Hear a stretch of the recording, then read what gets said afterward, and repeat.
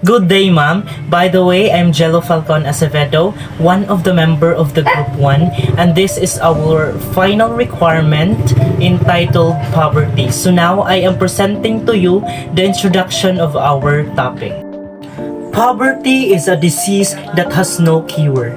The deeper this disease is the deeper it wound.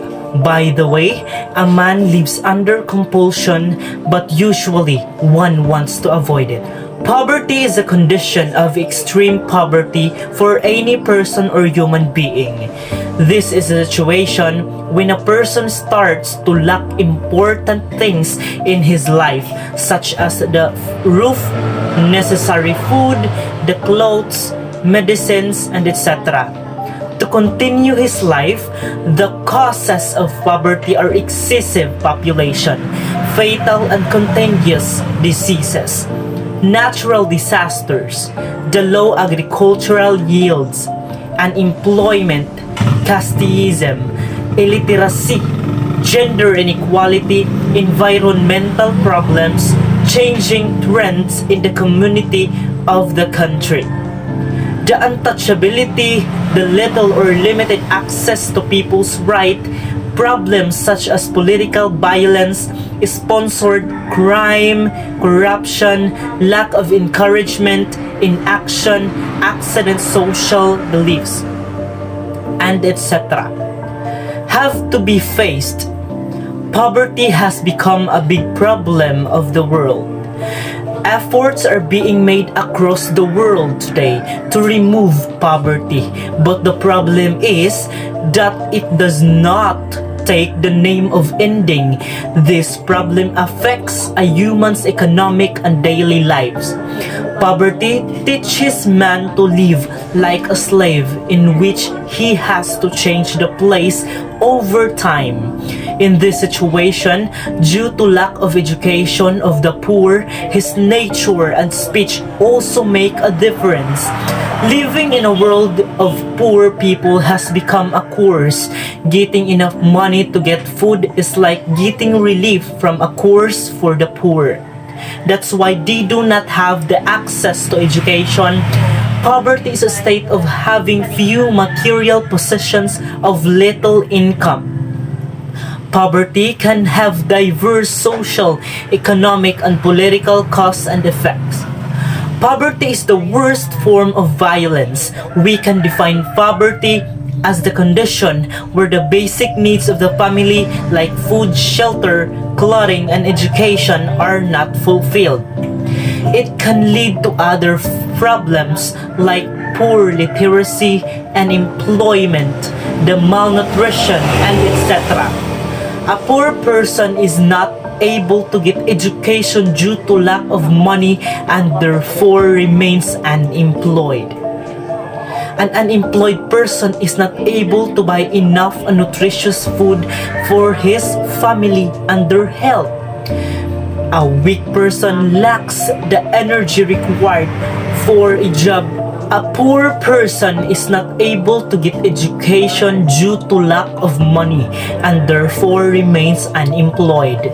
An unemployed person is not able to buy enough nutritious food for his family and their health declined. A weak person lacks the energy required for the job. A jobless person remains poor only. Thus, we can say that poverty is the root cause of our problem. Hello everyone, my name is Rph and I will discuss now the root of the issue about poverty. As we all know that poverty is one of the most problem in our country because economic growth has been low to moderate for the past 40 years.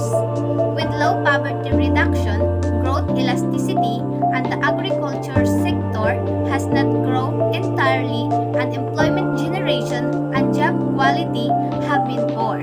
So basically, these are the causes of poverty that until now we are still experiencing on this situation, such as the lack of quality education and lack of jobs, corruptions, or those people who works in the government, and natural calamities, overpopulations, were all of which dampen of positive effects of economic expansion, and that's why many Filipinos are poor.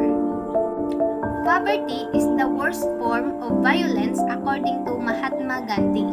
We can define poverty as the condition where the basic needs of a family like food, shelter, clothing, and education are not fulfilled.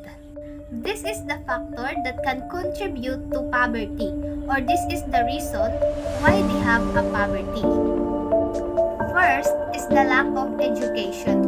One of the reasons why people become poor is the uneducated. These people tends to become a construction worker, farmer, or will belong to the lowest paid individual in the society. Thus, their salary cannot support the needs of their families. Second is unemployment or lack of jobs. If the person is unemployed or no jobs, he cannot buy anything that they want because they have no money to use or to sustain their basic needs.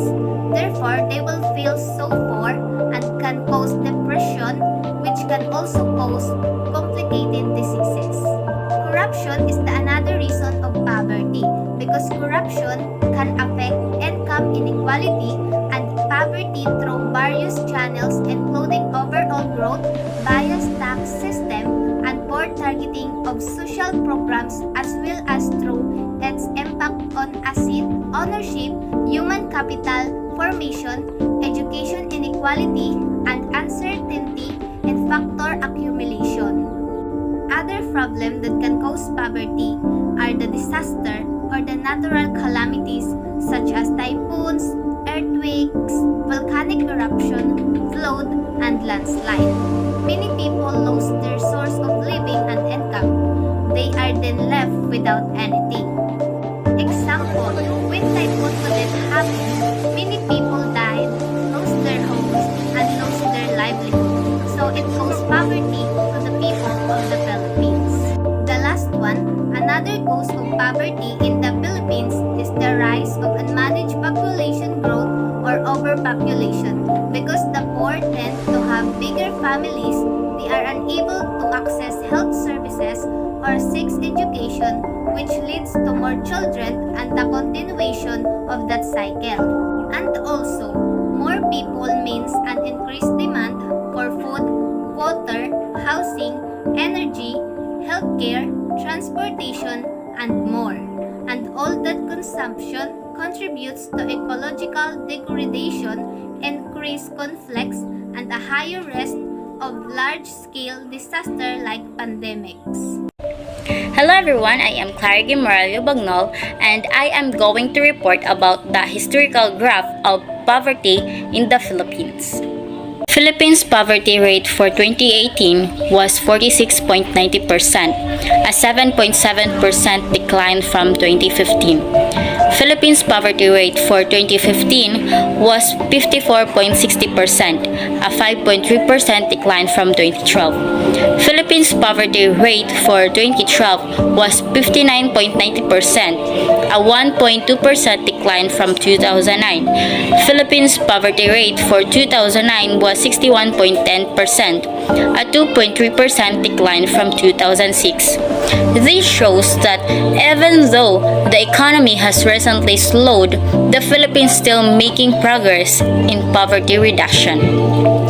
The rate of decline of poverty has been slower compared with other East Asian countries such as People's Republic of China, PRC, Thailand, Indonesia, or Vietnam.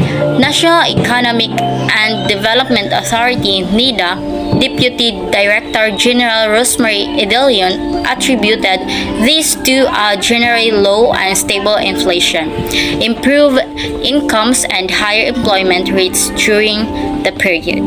Through various anti-poverty programs such as the Comprehensive Agrarian Reform, Linga para sa Mahirap, and the Social Reform Agenda, the Philippines has been through a long battle to ameliorate the statistics. Although 1 in 5 of the Filipino population still live below the poverty line, the country has attempted to increase income and opportunities and reverse impact of occurring natural disasters. The Philippine Development Plan of 2017 to 2022 and the ambition of 2040 are proposals for the nation to suppress poverty and improve the lives of the poorest population.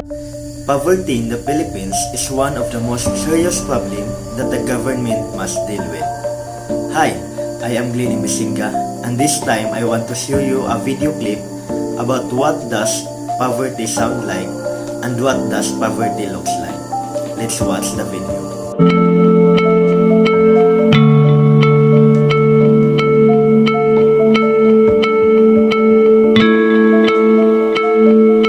Through the years, Filipinos are always experiencing hard times in surviving difficult conditions, specifically nowadays in the middle of pandemic. Clarete warns, if government is unable to control the pandemic and right the economy with more financial aid for the needy and higher spending for healthcare, millions of Filipinos will be thrown into poverty, erasing recent gains achieved under the Duterte administration. As a result, they will fall into extreme poverty and many people experience hunger and homelessness. Trabaho ka ngayon? Wala po. Dito lang po ako sa bahay. Pinabantayan ko, pinaalagaan yung mga anak ko. Yung asawa ko lang po yung nagtatrabaho. Ito po ang pinambubuhay ko sa pamilya ko. Kaso kulang na kulang po ito. According to an article, Combating Poverty in the Philippines has a fairly high poverty rate with more than 60% of population living below the poverty line. Because of the many people reliant on agriculture for income and inequality in wealth distribution. About 17.6 million Filipinos struggle to afford basic necessities. From 2015 to 2020, the rate of poverty declined from 21.6% to 16.6%. Philippine President Rodrigo Duterte aims to reduce the rate of poverty to 14% by 2022. Good day everyone, I'm Leah Mimi Blasquez and I'm going to report about the solutions of poverty here in the Philippines. As we all know, the roots of poverty, which unemployment or lack of jobs, lack of education, natural calamities, corruption, and overpopulation. So now, let me allow you to discuss about the solutions of poverty in the Philippines. Number one solutions is create jobs. Unemployment and underemployment lies at the core of poverty. For the poor, labor is often the only asset they can use to improve their well-being. Hence, the creation of productive employment opportunities is essential for achieving poverty reduction and sustainable economic and social development. It is crucial to provide decent jobs that both secure income and empowerment for the poor, especially women and younger people. One of the best solutions is create jobs. It is the best pathway out of poverty is a well-paying job to get back to pre-recession employment levels. We must create 5.6 million new jobs at the current pace. However, we will not get there until July 2018. To kickstart job growth, the federal government should invest in job creation strategies such as rebuilding our infrastructure, developing renewable energy sources, renovating abandoned housing, and making other common sense investment that create jobs, revitalize neighborhoods, and boost our national economy. We should also build and proven models of subsidized employment to help the long-term unemployed and other disadvantaged workers re-enter the labor force. Number two solution is greater access to education. Lack of education is one of the main reasons for this slow decline. Since a majority of the poor lack an education, they lack access to better employment opportunities. This trend thus keeps the majority of citizens trapped in the poverty cycle. For the solutions of lack of education is greater access to education. A factor of systemic poverty is a lack of access to education in impoverished areas. people gain basic skills and increase job opportunities through education, which can help to combat poverty in the Philippines. Therefore, the Philippines signed the Universal Access to Quality Tertiary Education Act in 2017 to encourage more people to enroll in higher education and to address the issue of education inequality. The government subsidizes the cost of tuition for state universities and colleges or SOCs, students as well as other expenses such as school supplies. Private institutions also have access to a tuition subsidy. The act aims to decrease the number of dropouts in higher education and promote the idea that higher education is available to all.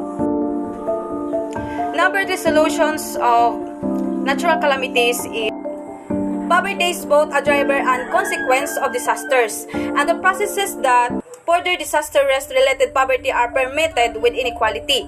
Nature-based solutions also generate local employment and economic opportunities, reducing the need to import technical expertise and labor as in the case of engineering and construction. Investment in these solutions to reduce risk can therefore be included in public sector stimulus packages and social development programs. Nature-based solutions such as conserving forests, wetlands, and coral reefs can help communities prepare for cope with and recover from disasters, including slow onset events such as drought. They can also reduce the secondary impacts from non-climate related disasters such as landslides following an earthquake. We cannot entirely avoid disasters, but we can prepare for and address them. The prevention of calamities is raising awareness about potential hazards and how to address them, educating the public about how to properly prepare for different types of disasters, and installing and strengthening prediction and warning system. Number 4 solutions for corruption. There is no silver bullet for fighting corruption. Many countries have made significant progress in curbing corruption. However, practitioners are always on the lookout for solutions and evidence of impact. Here are the 5 ways that citizens and governments can make progress in the fight against corruption. Number 1, end impunity. Number 2, reform public administrations and finance management. Number 3, promote transparency and access to information. Number 4, empower citizens. And number 5, close international loopholes. Corruption is a persistent cancer that's killing our country and destroying the lives of many Filipinos. It's like a contagious disease that infects and transforms the young generations of leaders from righteous ones into wrongdoers. If this disease persists any longer, our present and future will be in big trouble. Here are some solutions to corruption. Number 1, punish the vote sellers and vote brokers. Punish the vote sellers and vote brokers. Corrupt voters give birth to corrupt politicians. In order to stop corruption, we have to start eliminating it and its birth, and that is during elections. Number 2, annual assessments of all public officials by the BIR. Majority of politicians in the Philippines are rich and generating incomes from businesses. Even the poorest mayor in Metro Manila has the net worth of 3.31 million pesos. Therefore, the BIR should not only focus on examining small businesses, owners, and professionals, but should also concentrate on investigating the politicians and the companies that are fully or partially owned by them. Number 3, a more effective and efficient tax system. Solution number 2 won't be effective at our tax system will not be improved to effectively and efficiently collect taxes from taxpayers, especially from politicians. We have to upgrade our tax system, make registrations or tax declarations payments online, and eliminate unnecessary regulations that only make our system more complicated. The BIR should not only invest in human resources but also on technology like that Singapore and other countries that have a more efficient tax system are doing. Number 4, regular surprise examination of all government offices. The Civil Service Commission is the agency mandated to promote and administer efficient and effective personnel in the government. They should see to it that the anti-red tape law or RE 9485 is well enforced in all government offices. Number 5, timely governmental audit by COA or by an independent auditing firm. Number 6 is strict regulations of all corporations in the Philippines. Number 7 is strict implementations of the FOI bill. Number 8, improve integrity in our justice system. Number 9, continuing professional education requirements for politicians. Number 10, reduce the number of government officials.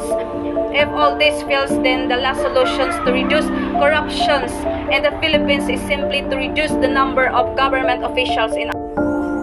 Number 5 solution is minimize overpopulation. Overpopulation in the Philippines had been increased for the past 5 years, and right now, it's one of the major concern of our government.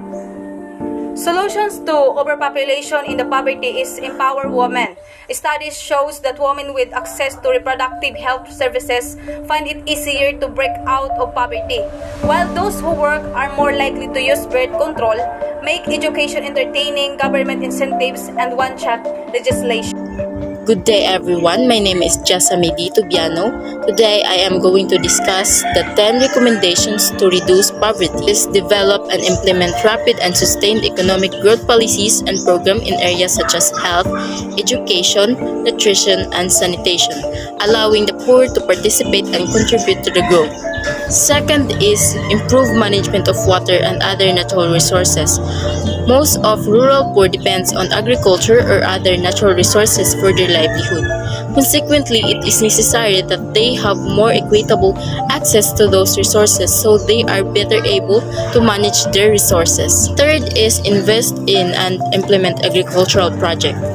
Agricultural investments by domestic and foreign investors can generate a wide range of benefits such as higher productivity, increased food availability, employment creation, poverty reduction, technology transfer, access to capital, and market. Number 4.